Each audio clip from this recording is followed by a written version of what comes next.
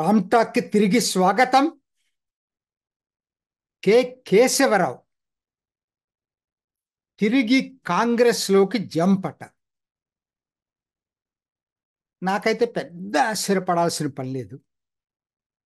ఎందుకంటే ఈయన ఒకనాడు కాంగ్రెస్ కి పిసిసి అధ్యక్షుడిగా చేశాడు. ఇప్పుడు ఆయన చెప్పిన వంక ఏంటంటే, నేను చనిపోయే ముందు కాంగ్రెస్ నాయకుడిగా చనిపోవాలి. ఎగ్జాక్ట్గా నాకు ఇదే గుర్తుకొస్తుంది. డిఎస్ కూడా ఇదే మాట చెప్పాడు.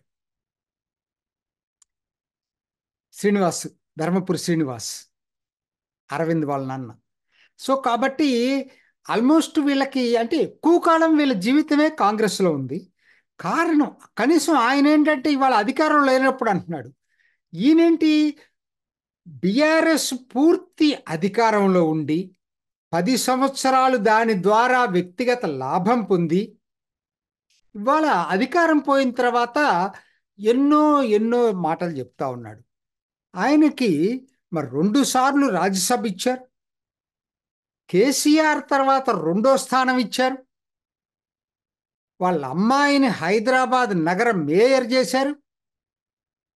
కోర్స్ వాళ్ళ అబ్బాయి హత్య కేసులో ఇరుక్కోవటం అందరికీ తెలిసిందే. దాని నుంచి సేవ్ చేశారు వాళ్ళ అబ్బాయిని.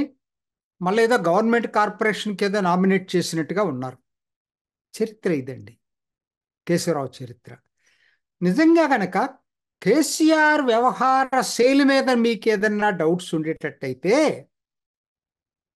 ఆయన ఇవాళ కొత్త ఏం కాదు, ఇది మొదటి నుంచి ఉంది. నాకు ఒక్కటి చెప్పండి, ఈ 10 సంవత్సరాల్లో కేసీఆర్ పక్కన కూర్చోవటం తప్పితే కేశవరావు నోరు తెరిచింది ఎప్పుడు? అంత సీనియర్ నాయకుడు, అంత స్వేచ్ఛున్న నాయకుడు కాంగ్రెస్లో. ఇక్కడ బీఆర్ఎస్లోకి రాగానే, టీఆర్ఎస్లోకి రాగానే అప్పటి టీఆర్ఎస్లో నోరు కట్టేసుకున్నాడు కేశవరావు. ఎందుకోసం మరి? ఇవాళ దాని గురించి మాట్లాడేవాళ్ళు దానవ నాగేంద్ర అదే మాట అంటున్నాడు. కానీ ఇది ఇవాళ వచ్చిందా? అధికారం పోయిన తర్వాత మీకు గుర్తుకొస్తున్నాయి ఇవన్నీ కూడా. అదేమంటే ఏం చెప్తున్నాడు? మేం చెప్పిన ఇన్పుట్స్ తీసుకోలేదు. కాళేశ్వరం తనే ఇంజనీర్లు చేయాల్సిన పని తను చేశాడు. అది చెప్పే మాటలు. అసలు టీఆర్ఎస్ పేరుని బీఆర్ఎస్గా మార్చడం తప్పు. జాతీయ రాజకీయాల్లోకి మహారాష్ట్రలోకి ఎంటర్ కావటం తప్పు. మరి తప్పైనప్పుడు ఎందుకు మీరు ఇన్నాళ్ళ నుంచి ఉన్నారు? ఇప్పుడు తిరిగి గనుక బీఆర్ఎస్ అధికారంలోకి వచ్చినట్టయితే మీరు మళ్ళా దాంట్లో కొనసాగే వాళ్ళ లేదా? చెప్పండి. Simple point. బీఆర్ఎస్ గనక మీకు 3వసారి కాంగ్రెస్ కాకుండా బీఆర్ఎస్ అధికారంలోకి వస్తే ఇన్ని తప్పులున్నా దిగమంకొని దాంట్లోనే ఉండేవాళ్ళు. అవకాశవాదులు నా దృష్టిలో. మొహోటం లేదు. ఎంత సీనియర్ అయితే ఏంటి, ఆయన చేసింది అవకాశవాదం. మొదటి నుంచి అంతే, వాళ్ళ కొత్త ఏం కాదు. దానం నాగేందర్ అయినా అసలు దాని నాగేందర్ అసలు నాకైతే అసలు నేను పెద్ద లెక్కలోకి తీసుకోను అతని క్యారెక్టర్ని. ఎందుకంటే అతని పర్సనాలిటీని ఎందుకు చెప్పాల్సి వస్తుందంటే వీళ్ళందరూ కూడా. కాకపోతే ఇవాళ మన టాపిక్ అది కాదు. కాంగ్రెస్ కల్చర్లోనే ఉంది ఇవాళ. కాంగ్రెస్ ఏంటి అన్ని పార్టీలకి అదే ఉంది ఇవాళ. అన్ని పార్టీలకి వాళ్ళు వీళ్ళని మినహాయింపు లేదు ఇవాళ. సో దాని గురించి నేను మాట్లాడట్లా. కాకపోతే బీఆర్ఎస్ భవిష్యత్తు ఎలా ఉండబోతుంది అది మన టాపిక్. దీనివల్ల బీఆర్ఎస్ పరిస్థితి ఏంటి? ఎందుకు నేను కేశవరావు గురించి ప్రత్యేకంగా చెప్పాల్సి వస్తుందంటే, జనంలో ఏంటి, ఆయన ఆల్మోస్ట్ కేసీఆర్ తర్వాత నంబర్ 2 అన్నటువంటి భావన కేసీఆర్ కూడా తీసుకొచ్చాడు. ఎప్పుడు మీటింగ్ జరిగినా ఆయన పక్కన కూర్చోబెట్టుకుంటాడు.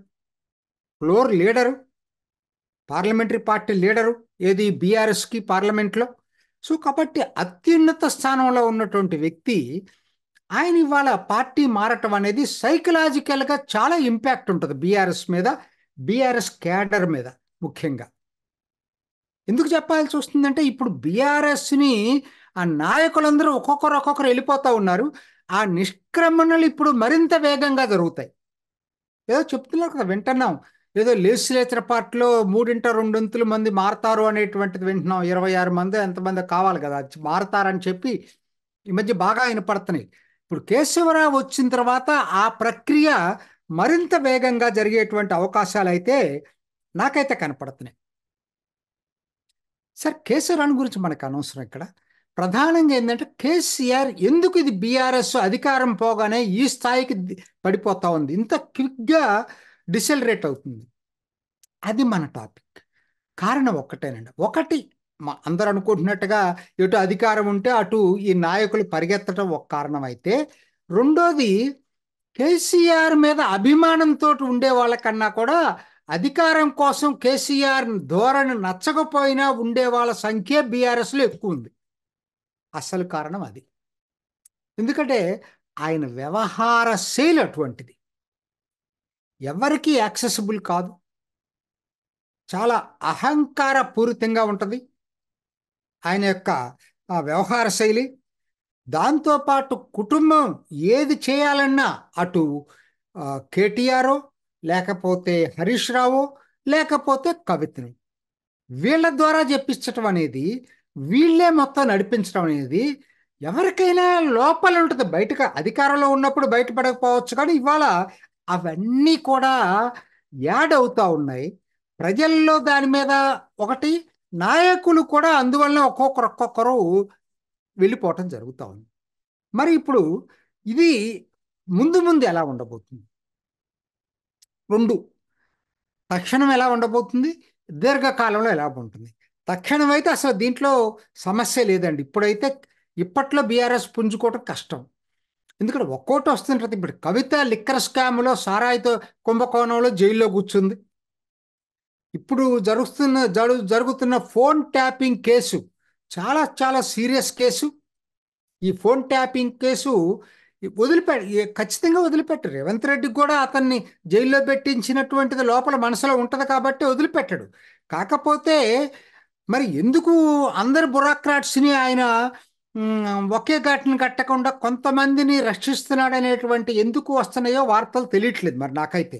బట్ ఖచ్చితంగా కేసీఆర్ని దీంట్లో ఇరికించడానికి ఖచ్చితంగా ప్రయత్నం చేస్తారు. ఎందుకంటే తప్పు కేసీఆర్కి తెలియకుండా ఇవన్నీ జరగవు కదా. కేసీఆర్కి వార్తలు చేరవేయటానికే ఇదంతా, ఈ ఫోన్ ట్యాపింగ్ అంతా కూడా.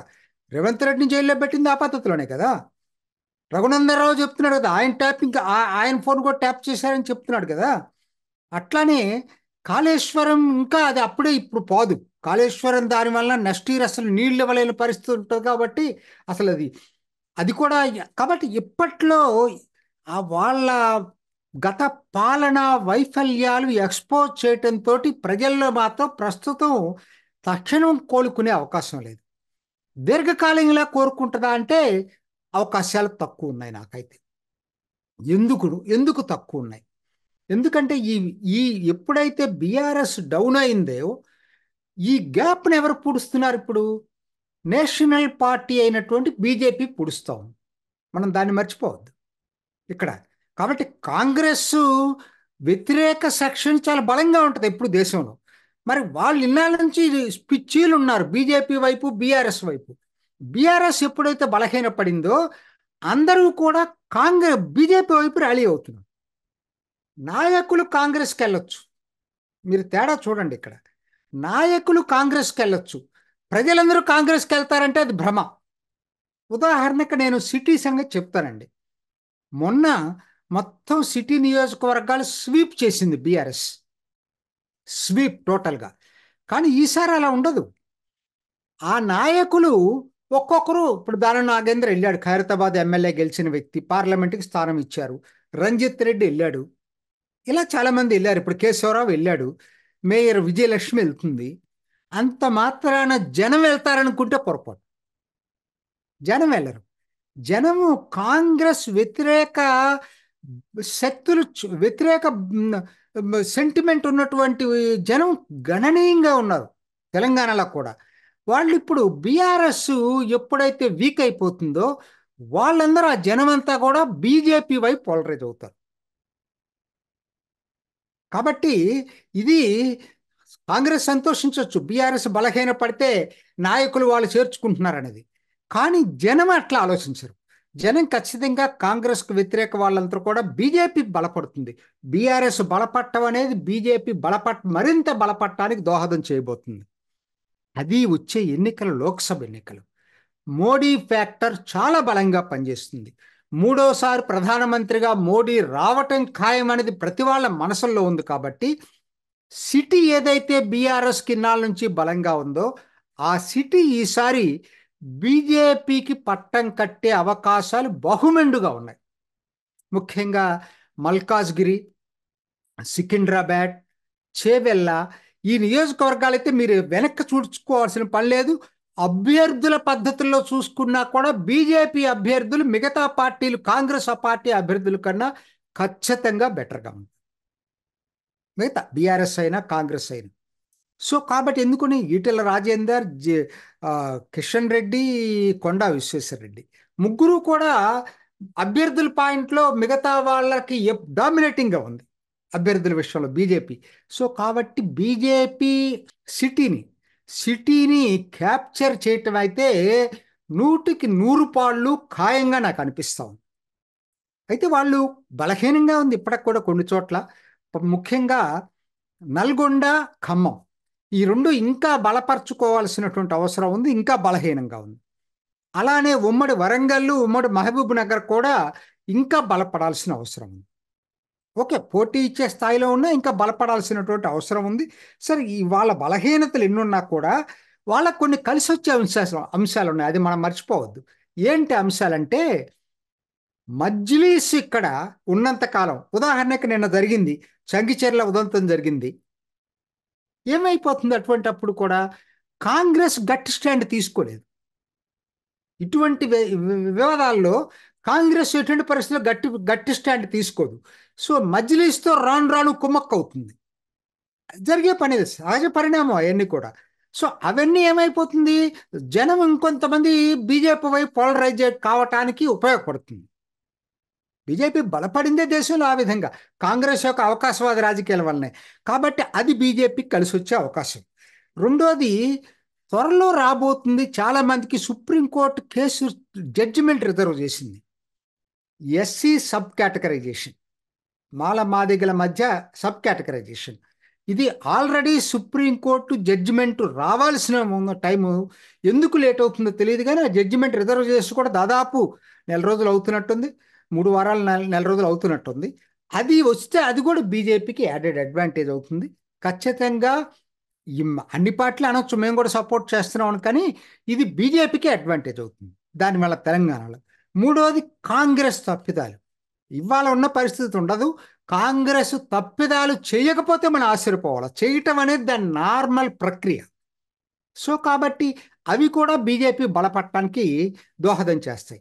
కాబట్టి గ్యాప్ ఉండదు, బీఆర్ఎస్ ఎప్పుడు బలపడుతుంది, మళ్ళీ తిరిగి 1-2 సంవత్సరాల తర్వాత కాంగ్రెస్ తప్పిదాలన్నీ, వైఫల్యాల వలన బీఆర్ఎస్ బలపడుతుంది అనుకోవటానికి అప్పటికే యాంటీ కాంగ్రెస్ శక్తులన్నీ కూడా బీజేపీ పోలరైజ్ అయిపోతాయి. సో బీఆర్ఎస్ మార్జినల్ అయిపోతుంది, కర్ణాటక లాగా అయిపోతుంది ఇప్పుడు ఎలక్షన్స్ అన్ని కూడా. ఇక్కడ కర్ణాటకలో జనతాదళ్ ఎస్ ఎట్లయితే చాలా తక్కువ మార్జిన్లు అది అయిపోయింది, అది కూడా ఇక్కడ ఉండదు. కర్ణాటకలో కనీసం దానికి ఓటర్ బేస్ ఉంది. ఏంటంటే ప్రధానంగా ఓల్డ్ మైసూర్ అంతా కూడా వాళ్ళు ఒక్కలిగా ఓటర్ బేస్ ఉంది. ఇక్కడ అటువంటిది కూడా కేసీఆర్కి పెద్దగా ఉండే అవకాశం లేదు. కాబట్టి మార్జినలైజ్ ఇంకెక్కువ భాగం కేసీఆర్ అయ్యే అవకాశమే కనపడతా ఉంది. కాబట్టి వెరస్ జరగబోయేది ఏంటంటే, ఇప్పుడు బీఆర్ఎస్ బలహీన పడతా ఉంది, బీజేపీ మరింత బలపడతా ఉంది. ఇది ఈనాటి రామ్ టాక్. ఇంకొక ఎపిసోడ్లో మళ్ళీ కలుసుకుందాం. నమస్తే. చూసారు కదండి, మరి ఈ వీడియో కనుక మీకు నచ్చినట్లయితే ఒక లైక్ కొట్టేసి మీ అభిప్రాయాన్ని కూడా కామెంట్ బాక్స్లో తెలియజేస్తూ ఇలాంటి ఇంట్రెస్టింగ్ అప్డేట్స్ కోసం మా ఛానల్ని సబ్స్క్రైబ్ చేసుకోండి.